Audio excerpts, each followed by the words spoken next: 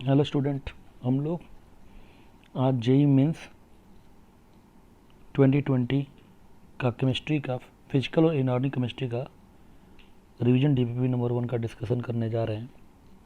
पहला जो क्वेश्चन है वो आपके सामने है। करंट 9.65 एम्पियर का करंट हम क्या कर रहे हैं, aqueous solution of any cell से पास कर रहे हैं। करंट टाइम क्या है 1000 सेकेंड।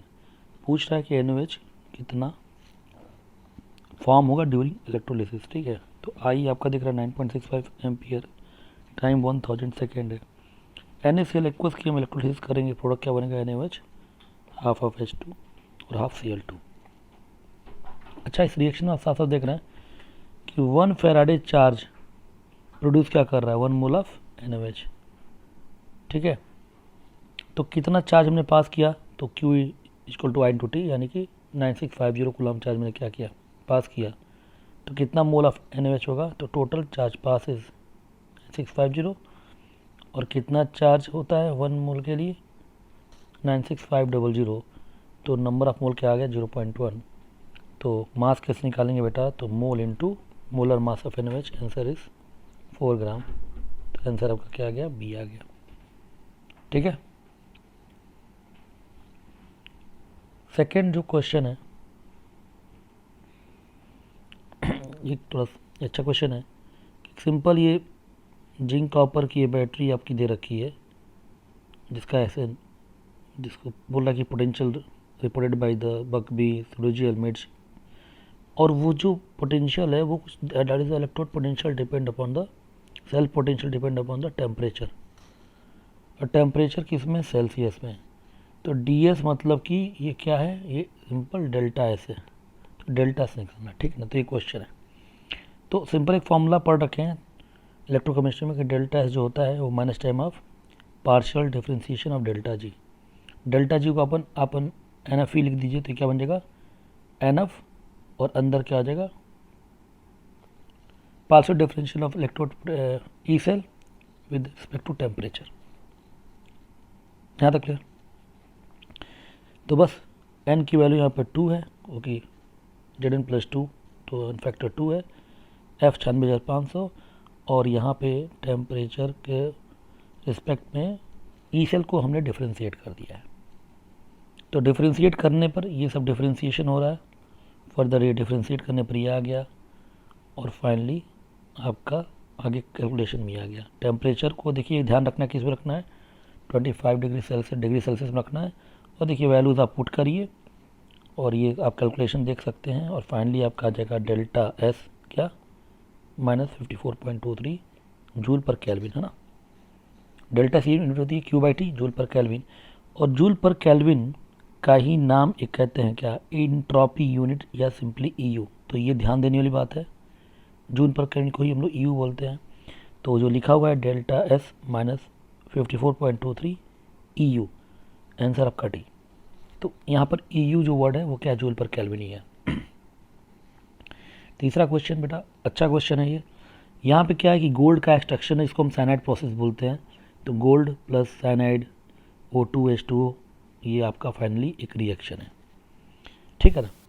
इसमें अगेन क्या करा है, डेल्टा जी, DG का मतलब क्या है बेटा, DG मतलब यहाँ क्या है, डेल्टा जी स्टैंडर्ड आपको निकालना है। क्या क्या दे रखा है यहाँ पर, तो आपको फॉर्मेशन ऑफ ये कॉम्प्लेक्स दे रखा है जो कि X है, और आपके सामने ये O2 AU प्लस इस AU प्लस इस AU प्लस, ये आपको इनके इलेक्ट्रोड पोटेंशियल्स आपको दे रखे हैं। अब इनको सॉल्व करना है। सबसे पहले देखिए कि आप ध्यान से देखिए इस रिएक्शन में जो गोल्ड का ऑक्सीडेशन स्टेट वो क्या है, इसमें देखिएगा तो +1 है। तो मुझे AU से AU +1 वाला भी इलेक्ट्रोड पोटेंशियल चाहिए, जो कि इनमें से कोई नहीं है। ठीक है ना। तो पहला जो हमारा काम होगा कि हम पहले AU से AU प्लस वाला ऑक्सीडेशन स्टेट क्या करेंगे, निकालेंगे। तो AU प्लस से AU +3 से AU प्लस गया, इलेक्ट्रोड पोटेंशियल कितना है 1.4, और AU +3 से सीधे AU गया, कितना है 1.5। मुझे क्या निकालना है, AU प्लस से AU वाला यानी V निकालना है। ठीक है ना। तो एक ही मेटल डिफरेंट ऑक्सीडेशन स्टेट में होता है, तो उसका इलेक्ट्रोड पोटेंशियल क्या डेल्टा जी के माध्यम से निकाल देते हैं। तो ये शॉर्टली मैंने कर दिया है कि इलेक्ट्रोड पोटेंशियल ये वाला AU से ये वाला 1.3 इंटू 3 इज इक्वल टू इन दोनों का समीशन, तो 1.4 इंटू 2 और इसका V मान लिया V+1, तो जो V आ गया 1.7 और वो क्या है AU प्लस से AU का। मुझे क्या चाहिए AU से AU प्लस का इलेक्ट्रोड पोटेंशियल, तो वो कितना है बेटा बस माइनस टाइम, तो -1.7 वोल्ट। तो पहला इस क्वेश्चन में ये काम करना था। अब यहाँ पर जो रिएक्शन है, पहला रिएक्शन तो मुझे फॉर्मेशन का है। फॉर्मेशन कॉम्प्लेक्स का कहाँ से करेंगे, तो AU प्लस आयन में साइनाइड डाला तो बन गया AuCN2-। ये होता है formation of complex. Coordination compound में ऐसे पढ़ रखा है। ये फॉर्मेशन हमेशा कहाँ से करते हैं, तो मेटल आयन और लिगेंड। ओके, फॉर्म हो गया। तो अब देखिए मुझे सबका डेल्टा जी निकालना है। डेल्टा जी क्या होता है इस केस में, तो डेल्टा जी का एक फॉर्मूला क्या है, एक तो -NFE है, आपको अगर याद आ रहा हो तो डेल्टा जी का -NFE0 है, और दूसरा डेल्टा जी का फॉर्मूला क्या होता है अगर याद आ रहा हो, -RT के इक्विलिब्रियम। तो इक्विलिब्रियम कांस्टेंट मतलब के इक्विलिब्रियम फॉर्मेशन कांस्टेंट ऑलरेडी दे रखा है x, ठीक है ना। तो हमारा ये फॉर्मूला क्या बन जाएगा -RT अगला क्या AU से AU प्लस, तो डेल्टा जी क्या होगा बेटा, तो फॉर्मूला क्या NFE -NFE, तो -1 N1 है बेटा एक इलेक्ट्रॉन F, और इलेक्ट्रोड पोटेंशियल कितना है -1.7, तो ये डेल्टा G2 आ गया। डेल्टा G3 क्या होगा इस रिएक्शन का, तो डेल्टा G इसका दे रखा है ऊपर E, तो N कितना है, यहाँ पे एक ही इलेक्ट्रॉन बच गया 1 इंटू F, और इलेक्ट्रोड पोटेंशियल क्या है 0.41। अब देखिए ध्यान से इन तीनों रिएक्शन को जोड़ेंगे तो ये कौन सी रिएक्शन आ गई, ये रिएक्शन आ गई वही जिसका डेल्टा जी आपसे पूछा है। और डेल्टा जी टोटल क्या होगा, तो आपको पता है कि डेल्टा जी एक्सटेंसिव प्रॉपर्टी, तो होल रिएक्शन का डेल्टा जी क्या होगा, तो sum of this individual delta G आप जोड़ लीजिए, जोड़ने पर आपका आंसर आ जाएगा। This is answer is A. तो this is a good question.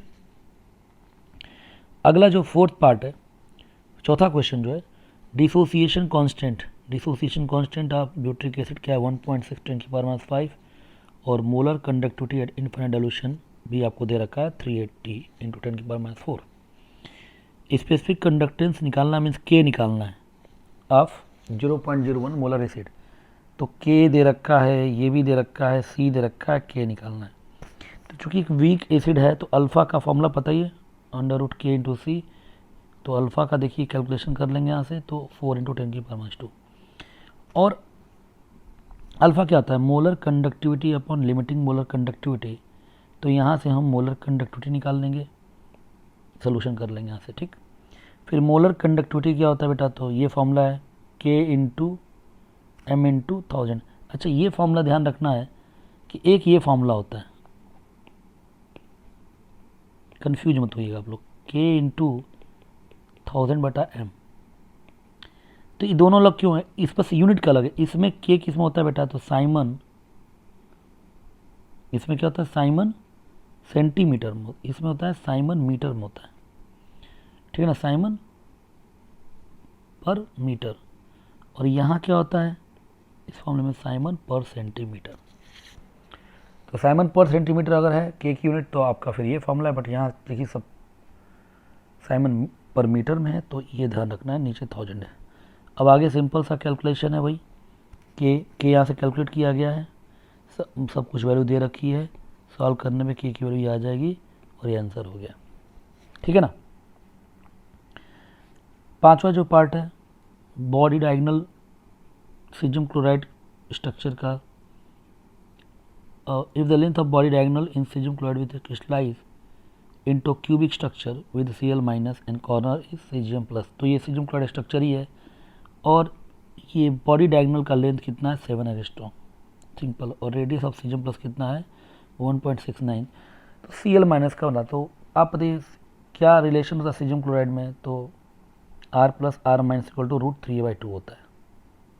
Okay, body centre पे सीजियम प्लस होता है और Cl- कॉर्नर पे होता है, तो बॉडी सेंटर और कॉर्नर के बीच का डिस्टेंस क्या होता है √3a/2, और बॉडी डायगोनल की वैल्यू क्या है, तो √3a = 7 एंगस्ट्रॉम, बस यहाँ वैल्यू पुट कर दीजिए। तो R + R- क्या होगा 7/2, और R प्लस पता ही है, तो R- क्या होगा 3.5 - 1.69, यानी कि ये आंसर ए आ जाएगा, ठीक है। तो ये आसान सा क्वेश्चन था, ज़्यादा समझाने वाला नहीं था, आप आसानी से कर सकते हैं। डेंसिटी ऑफ डायमंड निकालनी for fact that it has a face centre cubic structure with 2 atoms पर लैटिस पॉइंट, है ना, 2 एटम पर लैटिस पॉइंट पर हैं। तो कहने का मतलब बस क्या है कि जैसे जनरली जेड 4 होता है, अब तुम्हारा जेड क्या हो गया, 8 हो गया। ओके, अब ऐसे भी डायमंड का अगर स्ट्रक्चर याद आ रहा हो तो उसमें जेड जो होता है वो 8 होता है। ठीक है, ए दे रखा है, फार्मूला क्या है, डेंसिटी वाला ये फार्मूला आपके सामने है, वैल्यू पुट करिए, आंसर आपका आ जाएगा। और सिंपल ये याद रखिएगा कि डायमंड का जो स्ट्रक्चर होता है, डायमंड के स्ट्रक्चर में टोटल नंबर ऑफ एटम कितने होते हैं, वो 8 होते हैं। इतनी बात क्लियर। उसके बाद से 7वां जो क्वेश्चन है कि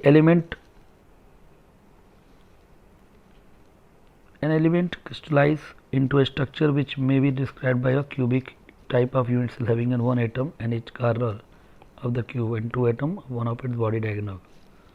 ठीक है ना, तो एक एटम इस कॉर्नर पे है यानी वही 1/8 और 2 एटम कहाँ पे हैं, टोटल एटम कितने हो गए बेटा, एक यूनिट सेल में वो 3 हो गए। If the volume of unit cell is 24 × 10⁻²4।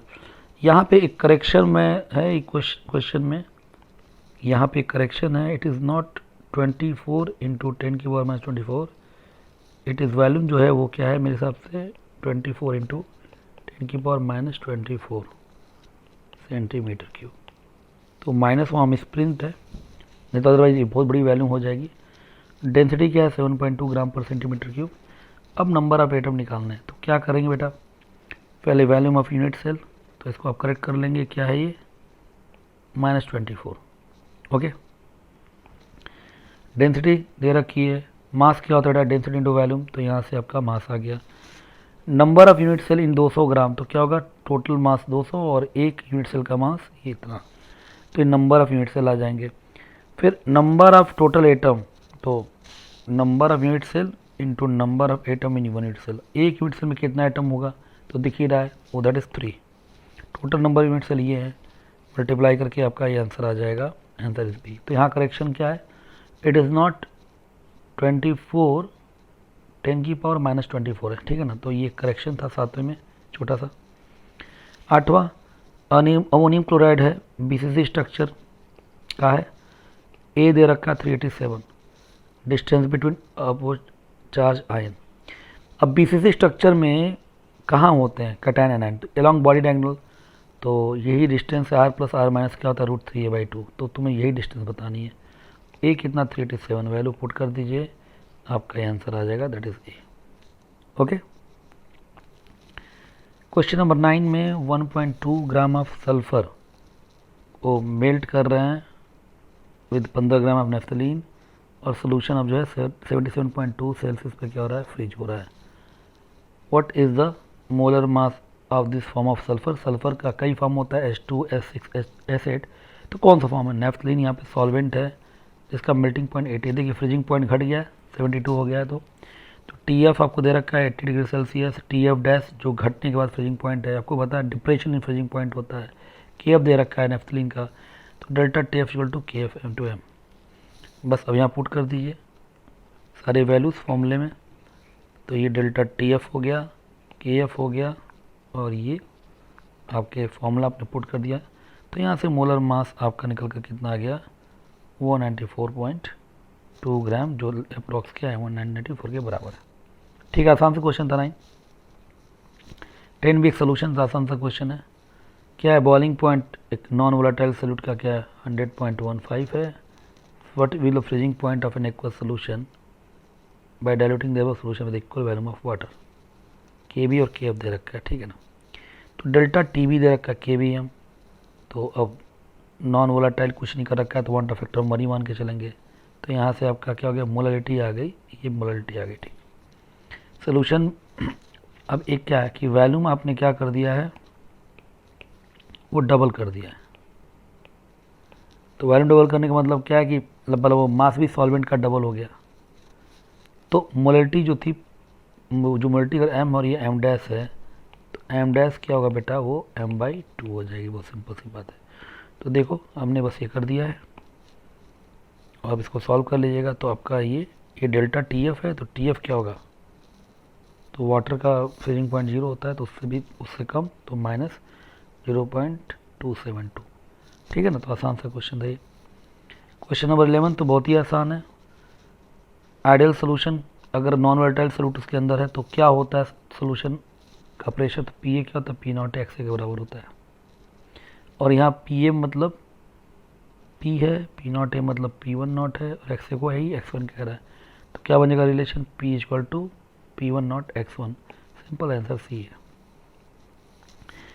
Question number 12 में अगर आप देखें तो पी नॉट वेपर प्रेशर है, पी क्या वेपर प्रेशर ऑफ सोल्यूशन है, नॉन वोलेटाइल सोल्यूट डाल रहे हैं, mole fraction of solvent X S दिखा रहे हैं, तो वही P H equal to P not A X A. P A को यहाँ पी कह रहा है, पी नॉट ए को सिंपल पी नॉट कह रहा है, तो पी क्या होगा, P not A X A, तो क्या लिख सकते हैं, P upon P not A equal to X A. तो सिंपल आंसर आपका सी है। बहुत ही आसान सा क्वेश्चन ये दोनों मिल गया आपको। 13 क्वेश्चन को देखिए कि कॉपर सल्फाइड, ये क्या है, +1 वाला है, तो ये कौन सा है, क्यूपरिक, ये क्यूपरस और ये क्यूपरिक। इनका ऑक्सीडेशन हो रहा है एल्युमिनियम पर मैग्नेट से इन एसिडिक मीडियम, गिव क्या है, कॉपर +2 SO2।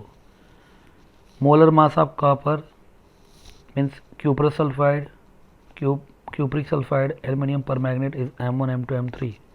तो बोल रहा है कि इनमें से कौन कौन सी बातें सही हैं।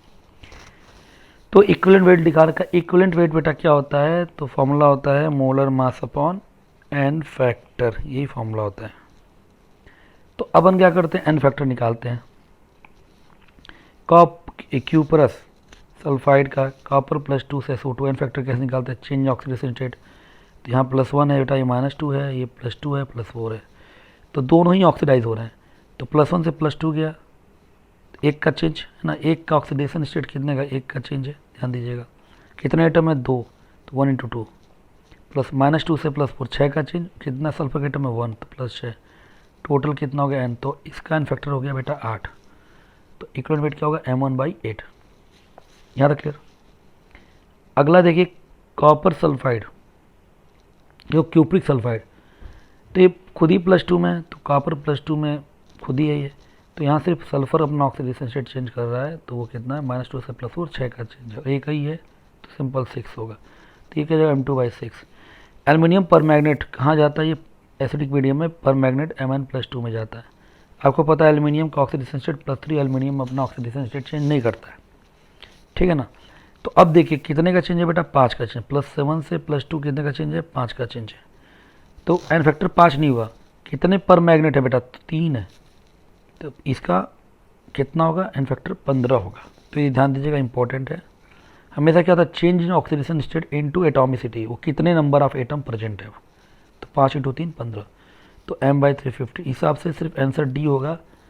तो मिस्टेकली ऑप्शन में ए एंड डी दे रखा है आंसर में, लेकिन वो गलत है, सिर्फ इसका आंसर डी सही है, ठीक है ना। तो अच्छा क्वेश्चन था एन फैक्टर का। 14वां क्वेश्चन तो अच्छा बस इसलिए है कि इसमें फिनाफ्थलीन का नाम ले रहा है। तो देखिए पहले क्या कह रहा है कि 50 ml सोल्यूशन है, सोल्यूशन में 1 gram each sodium carbonate, sodium bicarbonate NaOH present है, जिनको HCl से टाइट्रेट किया जा रहा है, जो कि वो नॉर्मल है। और जो रीडिंग है, रीडिंग किसके हिसाब से ली जा रही है, फिनाफ्थलीन के हिसाब से। आपने पढ़ रखा होगा एसिड बेस टाइट्रेशन में, है ना, जो भी टाइट्रेशन होते हैं हमारे, क्योंकि देखिए इसमें NaOH, सोडियम बाइकार्बोनेट और सोडियम कार्बोनेट सारे HCl से रिएक्ट करेंगे, क्योंकि उनका बेसिक नेचर है, ठीक है ना। तो टाइट्रेशन में क्या करते हैं, इंडिकेटर ऐड करते हैं, तब वो एंड पॉइंट देता है। तो फिनाफ्थलीन की क्वालिटी क्या, बड़ा इंपॉर्टेंट क्वेश्चन, ध्यान रखिए, डबल इंडिकेटर का क्वेश्चन है। फिनाफ्थलीन जब जो होता है वो सिर्फ क्या करता है, सोडियम कार्बोनेट से सोडियम बाइकार्बोनेट का ही कन्वर्जन देता है, ठीक है। मतलब कि NaOH तो देगा ही देगा, NaOH के साथ साथ NaOH का रीडिंग देगा, प्लस सोडियम कार्बोनेट की रीडिंग देगा, वो भी कहाँ तक, बस सोडियम बाइकार्बोनेट तक। उसके आगे की वो रीडिंग सोडियम बाइकार्बोनेट से, है ना, जो कार्बोनिक सोडियम बाइकार्बोनेट से जो कार्बोनिक गैस बनता है H2CO3, इसका ये रीडिंग नहीं देता है, कौन, फिनाफ्थलीन। तो ये ध्यान रखिएगा। तो हमको बस अगर सोल्यूशन में NaOH है तो what is the equivalent of HCl, तो equivalent of NaOH plus equivalent of sodium carbonate, कहाँ तक, अप टू सोडियम बाइकार्बोनेट। तो ध्यान दीजिएगा, क्लियर है बात। अब देखते हैं, तो ये रिएक्शन हो रहा है सोडियम कार्बोनेट से, क्या बनेगा, सोडियम बाइकार्बोनेट NaCl। ओके, तो नंबर ऑफ इक्विवेलेंट क्या हो गया Cl का, तो पहला तो कार्बोनेट का, सोडियम कार्बोनेट का इक्विवेलेंट प्लस सोडियम NaOH का इक्विवेलेंट, दोनों का काउंट करेगा। तो नंबर ऑफ इक्विवेलेंट क्या होता है, तो normality into volume 1 into V, और इनका कितना है, तो दे रखा है इनका ना 1/100, 1/100, 100 नहीं 106 है, ठीक है 106 है, ये सोडियम कार्बोनेट का मास है, प्लस 1/40, और दोनों का एन फैक्टर क्या होता है, तो मोल इंटू एन फैक्टर, तो इसका मोल कितना 106, इसका मोल कितना 140, और दोनों का एन फैक्टर कितना होता है 1 है ना। सोडियम कार्बोनेट से प्लस सोडियम कार्बोनेट से क्या बना, सोडियम बाइकार्बोनेट, तो एन फैक्टर कितना है सब यहाँ पर 1 है, एक H का चेंज हुआ, क्लियर यहाँ तक। तो यहाँ से V जो वैल्यूम आया 34.4, तो आंसर क्या हो जाएगा बेटा, आंसर इज डी, ठीक है। अभी ऐसा क्वेश्चन आगे भी है, क्वेश्चन नंबर 15, तो ये तो आसान सा ही क्वेश्चन है कि what volume should be mix 0.2 molar NaCl, 0.1 molar calcium chloride solution, that resulting solution concentration of positive ion 40% less than the concentration of negative ion, और मान लीजिए टोटल वैल्यूम कितना 1000 ml है। तो बस NaCl का 0.2 मोलर मान लीजिए V है, तो कैल्शियम क्लोराइड 0.1 मोलर दे रखा है, तो कितना होगा 1000 माइनस V। अब Na प्लस का कंसंट्रेशन, तो मोल ऑफ Na प्लस, तो मोल क्या होगा, Na plus mole 0.2 into V, M into V upon 1000। Calcium का कंसंट्रेशन, तो 0.1 इंटू वैल्यूम इंटू 1000, तो ये कंसंट्रेशन निकालना आता है। तो पॉजिटिव आयन कौन कौन से, यही दोनों तो हैं, तो दोनों को जोड़ दीजिए, mole of Na plus mole of calcium plus 2 divide by total volume, तो ये आ गया mole of positive ion. Mole of negative ion concentration of Cl minus, वो क्या होगा, तो Cl माइनस दोनों जगह है, तो ये Cl माइनस के मोल को जोड़ लिया बेटा डिवाइड बाई 1000, तो ये Cl माइनस के मोल आ गए, कहीं कोई दिक्कत।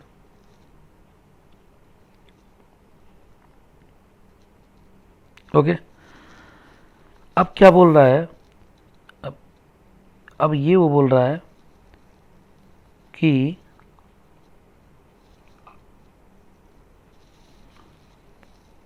Percentage of Cl minus,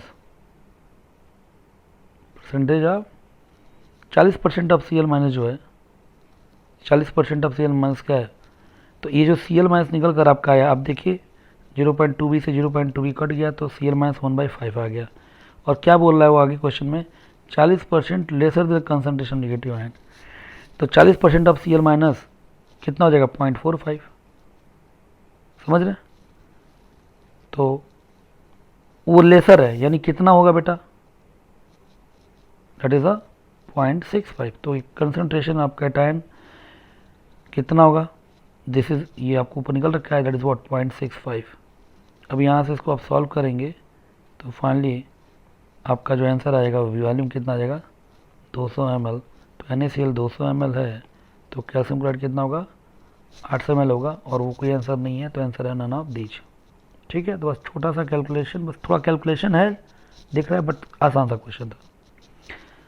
question number 16, मॉन्ड process पता ही है, ये रिएक्शन दे रखा है, लेकिन बोल रहा है कि जो मॉन्ड प्रोसेस में CO यूज कर रहे हैं वो हम कहाँ से ला रहे हैं, कार्बन और CO2 के रिएक्शन से। तो पूछ रहा है कितना निकेल बनेगा, तो कितना कार्बन है 6 gram, mole of carbon mole of CO2 निकाल लिया, ये रिएक्शन है। अब आपको पता है इसमें लिमिटिंग एजेंट कौन है, तो कार्बन है, दिख रहा है, तो कार्बन खत्म, तो दिस विल डिसाइड कितना CO बनेगा, तो बेटा 1 मोल बनेगा। ओके, अब अगला रिएक्शन जो है Na प्लस 4CO4, बहुत आसान सा क्वेश्चन है। तो CO का मोल अगर 1/2 है, आप समझ में आ रही है, CO का मोल कितना है, CO का मोल जो है वो कितना है, सो दिस इज 1, ऊपर निकाल रखा है कितना है 1 है, तो निकल का मोल कितना होगा बेटा तो 1/4, वो समझ में आ ही रहा होगा। क्लियर। अब निकिल का मोल पता चल गया, तो मास क्या होगा, मोल इनटू निकिल का मोलर मास ही है, आंसर आ जाएगा 14.675, तो आंसर इज है। तो this was a very easy question. Question number 17, बस थोड़ा सा लेंदी सा क्वेश्चन है। क्या बोल रहा है कि 150 ml I2 का सोल्यूशन को दो पार्ट में क्या करें, दोनों अनइक्वल पार्ट में डिवाइड कर दिया। फर्स्ट पार्ट को हाइपो सोल्यूशन से करा रहे हैं एसिडिक मीडियम में, जो कि 15 ml और 0.4 मोलर हाइपो सोल्यूशन कंज्यूम कर रहा है। सेकेंड पार्ट को हम NaOH रिएक्ट करा रहे हैं, और बचा हुआ जो बेस है उसको हम H2SO4 से रिएक्ट करवा रहे हैं कम्प्लीटली। तो बताइए कितना इनिशियल था। तो मान लीजिए दो पार्ट है, पार्ट 1 और पार्ट 2। तो पार्ट 1 का रिएक्शन किससे हो रहा है, हाइपो सोल्यूशन से। देखिए ये रिएक्शन होता है हाइपो सोल्यूशन का, ठीक है। इसका इनफैक्टर यहाँ 2 है, आयोडीन का, इसका इनफैक्टर देखो 1 है। इनफैक्टर निकालना आप लोग को आता ही होगा, +2 से +2.5, तो 0.5 का चेंज, बट यहाँ पर 2 है देखिए एटम, तो इनफैक्टर 1। तो सिंपल क्या है, पहले पार्ट का जो है number of equivalent of I2 क्या होगा, number of equivalent of hypo solution, इसी को बोलते हैं हाइपो सोल्यूशन। वो कितना है, तो क्या होता है नंबर ऑफ इक्विवेलेंट, तो मोलारिटी इनटू, यह molarity into volume into n factor 1। तो number of equivalent of I2 क्या आ जाएगा, 6 × 10⁻3। ओके। और नंबर ऑफ इक्विवेलेंट का एक और फॉर्मूला क्या है, मोल इनटू n फैक्टर। तो मोल है आपका ये, और n फैक्टर चूंकि 2 था, 2 से डिवाइड कर दिया, आंसर आ गया 3 × 10⁻3। तो पहले पार्ट में कितना मोल ऑफ I2 है, 3 × 10⁻3। दूसरे पार्ट को मैंने क्या किया, NaOH रिएक्ट करा है। अब देखिए NaOH का कुछ पार्ट एसिड से रिएक्ट कर रहा है, तो number of equivalent part of NaOH reacted with H2SO4 बराबर होंगे। तो H2SO4 का हमको क्या पता है, मोलारिटी पता था, वैल्यूम पता था, और n फैक्टर पता था। तो ये आ गया क्या आपका simple number of equivalent of NaOH reacted. तो फिर कितना इक्विवेलेंट ऑफ NaOH बचा, तो वो आप यहाँ से सॉल्व करके ये आ गया 24 × 10⁻3। और यही इक्विवेलेंट अब क्या होगा, सेकेंड पार्ट के I2 से रिएक्ट करेगा। तो simple number of equivalent of I2 is equal to number of equivalent of NaOH जो रिएक्ट किया इससे। तो mole into n factor, mole into n factor, और इसका इक्विवेलेंट कितना है, अभी पर निकाला मैं 24 × 10⁻3। तो मोल ऑफ I2 कितना आ जाएगा बेटा, 12 × 10⁻3। और ये किसका है, पार्ट 2 का है। टोटल मोल कितने होंगे, तो 12 3 15, तो 15 × 10⁻3। और what is formula of concentration, mole upon volume. तो मोल ये है, वैल्यूम 150 ml था, तो लीटर में चेंज कर लेंगे, तो आंसर आ गया 0.1। तो बस क्वेश्चन थोड़ा सा लेंदी था करने में, ठीक है ना, बट आसान सा क्वेश्चन था।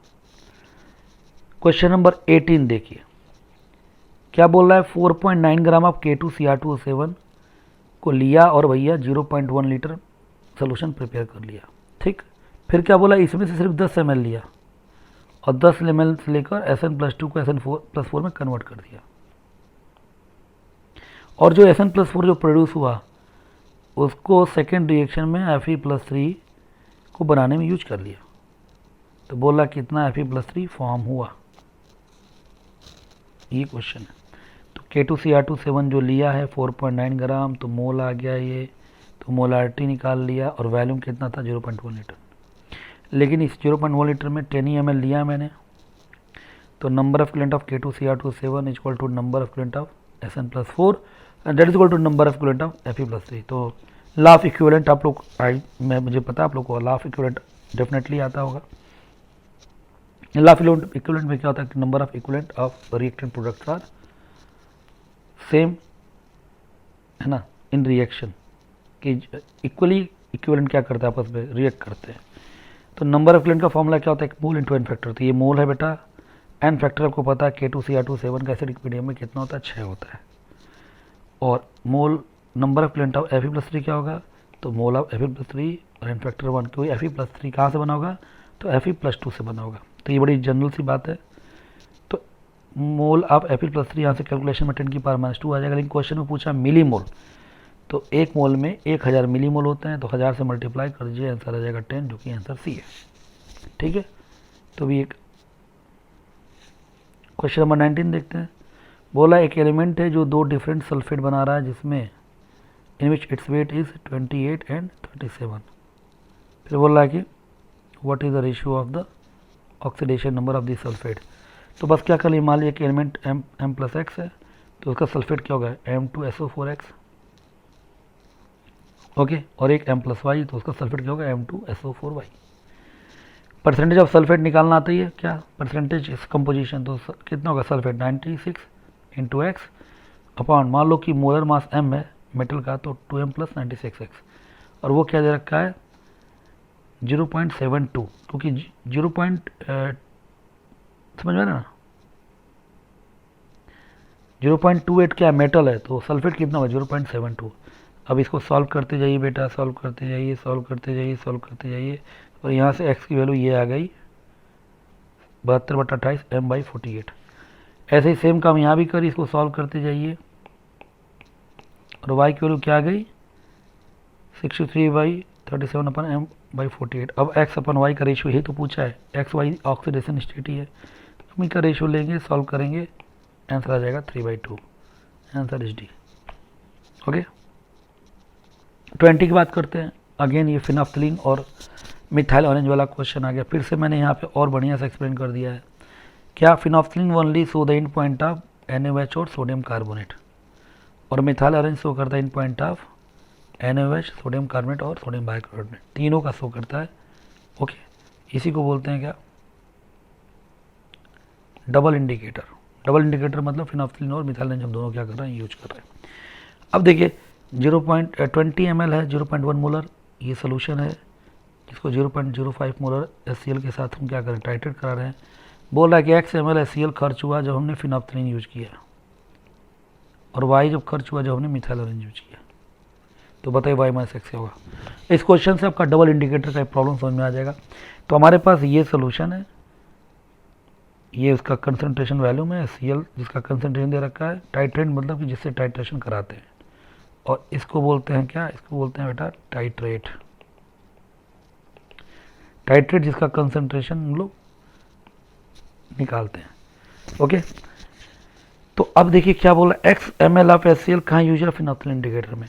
अब फिनाफ्थलीन इंडिकेटर में किसका किसका इक्विवेलेंट होता है HCl के बराबर, पहले भी करा था, तो it is equal to number of equivalent of sodium carbonate plus equivalent of NaOH, चूँकि NaOH यहाँ तो है नहीं तो सिर्फ सोडियम कार्बोनेट लेंगे, तो HCl का इक्विवेलेंट 0.05 वैल्यूम x यूज हुआ।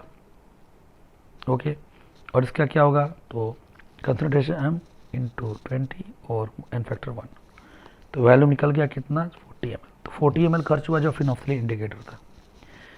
फिर क्या बोल रहा है कि y ml खर्च हुआ जब मिथाइल ऑरेंज इंडिकेटर था। मिथाइल ऑरेंज कहाँ कहाँ का देगा बेटा, तो it is number of equivalent of HCl क्या होगा, वो सोडियम कार्बोनेट और सोडियम बाइकार्बोनेट के दोनों के बराबर होगा। NaOH यहाँ पर है नहीं इसलिए उसको नहीं लेना है। तो अब HCl का कितना वैल्यूम खर्च हुआ y, तो क्या होगा नंबर ऑफ इक्विवेलेंट, तो molarity into volume into n factor 1, number of equivalent आ गया। ऐसे इनका मोलैरिटी 0.1 वैल्यूम 20 इंटू 2। देखिए यहाँ पे n फैक्टर बड़ा इंपॉर्टेंट बात है, यहाँ पे n फैक्टर मैंने 2 लिया है। क्यों 2 लिया है, क्योंकि देखिए सोडियम बाइकार्बोनेट ये तो ऑलरेडी प्रेजेंट है सोल्यूशन में, और बाकी कहाँ से आएगा, सोडियम कार्बोनेट से भी तो आएगा, यानी सोडियम कार्बोनेट सोडियम बाइकार्बोनेट के साथ साथ सीधे कार्बोनिक बनाएगा, इसलिए इसके इस पे एन फैक्टर क्या लेंगे हम लोग 2 लेंगे। यहाँ एन फैक्टर हमने 1 लिया, क्यों 1 लिया, क्योंकि यहाँ पे सोडियम कार्बोनेट सोडियम बाइकार्बोनेट तक ही जा रहा हो, उसके आगे का इंडिकेशन फिनाफ्थलीन देता ही नहीं है, तो इसलिए देखिए यहाँ एन फैक्टर 1 लिया, एन फैक्टर 2 लिया, this is very much important point.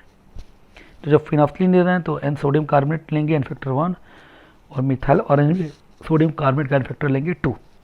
This is very very very important. बाकी number of equivalent of sodium bicarbonate हो क्या, मोलैरिटी 0.1 वैल्यूम 20 और एन फैक्टर क्या होगा, दैट इज़ 1। अब सॉल्व करने पे आप देख सकते हैं y की वैल्यू क्या आ गई 120, y माइनस एक्स पूछा है 120 माइनस 40 यानी कि 80 ml, आंसर भी, and this is a very good question. Definitely this question भी is a advance point of view का एक क्वेश्चन था, ठीक है।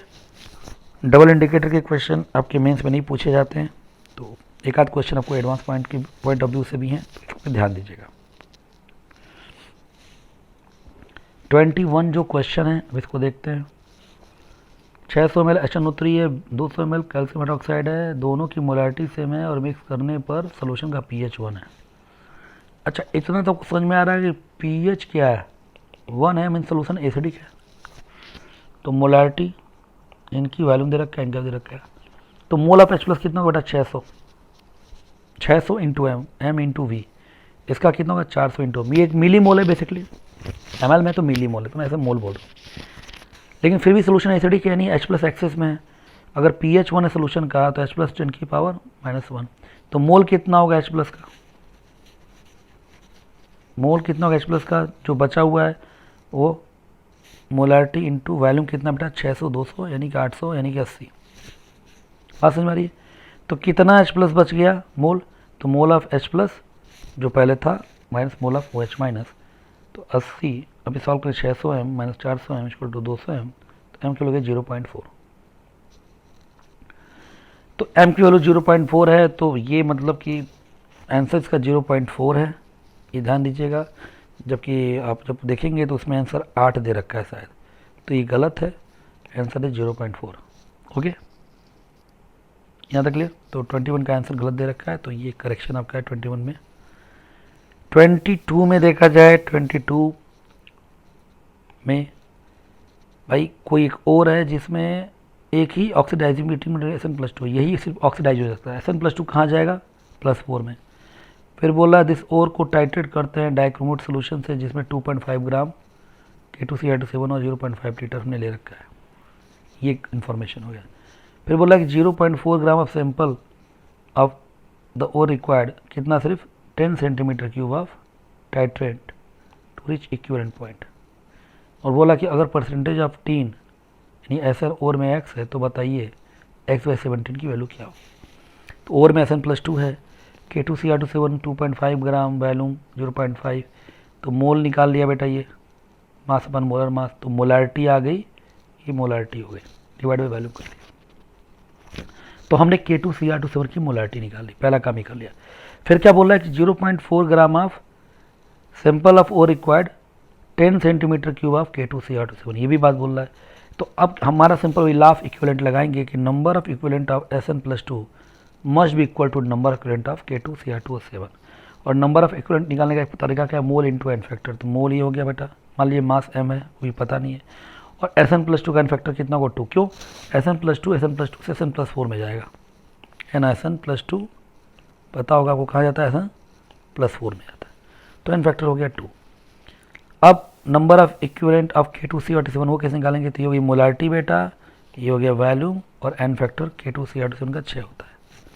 तो यहाँ से मास आ गया 0.06, परसेंटेज ऑफ SN+2 क्या होगा, तो और में तो mass of SN+2 total mass of 0.4 कर लेंगे, आ जाएगा 15, और इसी को बोल दिया x। तो x/17 है, 15/17 आ गया, जबकि ये भी एक करेक्शन है। यहाँ पे आंसर दे रखा है 5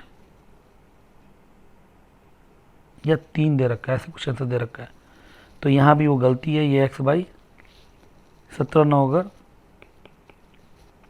x/5 होगा, तब आंसर क्या आ जाएगा, 3 आ जाएगा, ठीक है ना। तो ये एक छोटा सा करेक्शन है, तो ये 2 क्वेश्चन में थोड़ा सा करेक्शन आपका है आंसर में। ओके, बाकी कॉन्सेप्ट समझ गए होंगे वाला।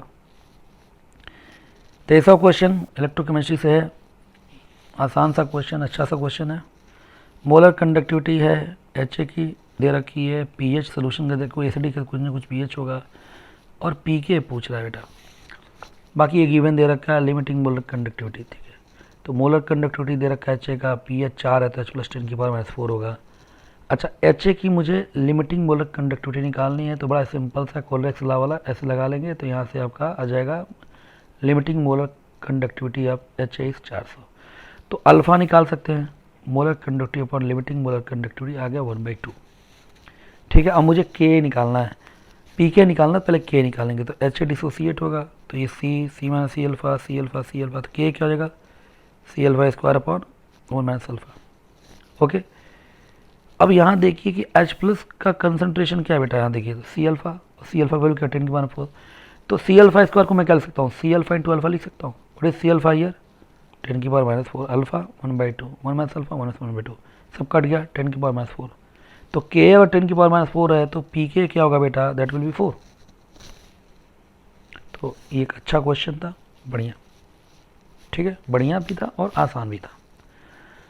24 क्वेश्चन देखते हैं, सोल्यूशन का क्वेश्चन है। Vapour pressure of solution A और B देकर 99 torr, calculate the mole fraction of B in the vapour phase.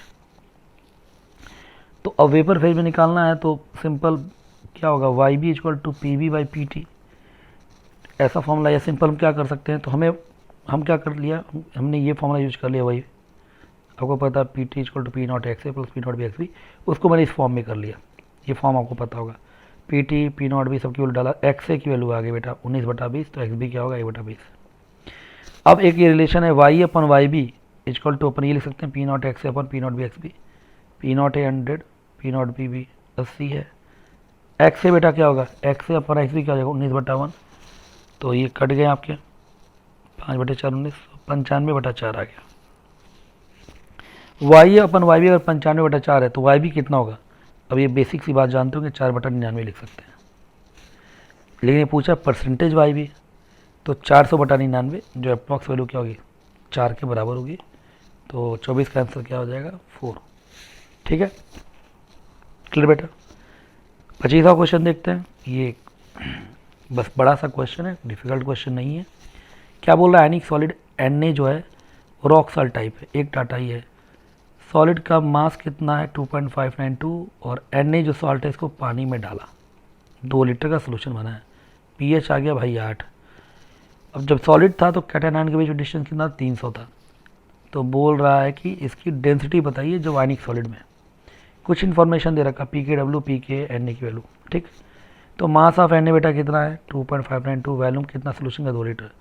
पहले हम ये जो चूँकि Na क्या है सिंपल दिख रहा है, it is salt of strong base and weak acid, तो ये pH का फॉर्मूला आपको पता है, सॉल्ट हाइड्रोलिसिस से आयनिक को यहाँ पे जोड़ दिया इन्होंने, तो pH क्या हो जाएगा 1/2 PKW PK plus log C, it is formula of salt having strong base और वीक एसिड।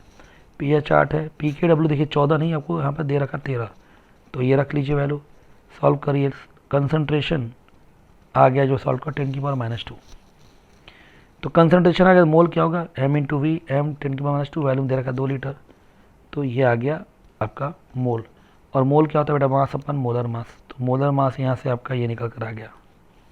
ठीक है, अब डेंसिटी के लिए क्या चाहिए, मुझे मोलर मास चाहिए, मुझे जेड चाहिए, मुझे ए चाहिए। ए के लिए दे रखा है रॉक सॉल्ट में कैटायन एनायन के बीच का डिस्टेंस होता है वो क्या होता है, वो A/2 होता है बेटा, ये पढ़ रखा होगा, rock salt type NaCl type, तो ए कितना आ जाएगा यहाँ से 600 pK। अब हमारे पास जेड रॉक NaCl टाइप है तो जेड का वैल्यू 4, मोलर मास निकाल दिया, ये Na है, और ये आपका क्या हो गया ए की वैल्यू ध्यान से रखना, पिकोमीटर से सेंटीमीटर में कन्वर्ट करना है, कोई आंसर ग्राम पर सेंटीमीटर क्यूब में है, सब सॉल्व करिएगा, आंसर आ जाएगा D 4/4 ग्राम पर सेंटीमीटर क्यूब, आंसर इज़ 4। तो एक दो क्वेश्चन में, 2 क्वेश्चन में आंसर करेक्शन कराया हूँ मैं, एक क्वेश्चन में A और D 2 ऑप्शन दे रखा है, बेसिकली वो D है, वो मिसप्रिंट है। तो ये आपकी JEE मेंस 2020 का जो चल रहा है प्लान, उसके revision DPP1 of physical and inorganic chemistry. ठीक है, थैंक यू वेरी मच।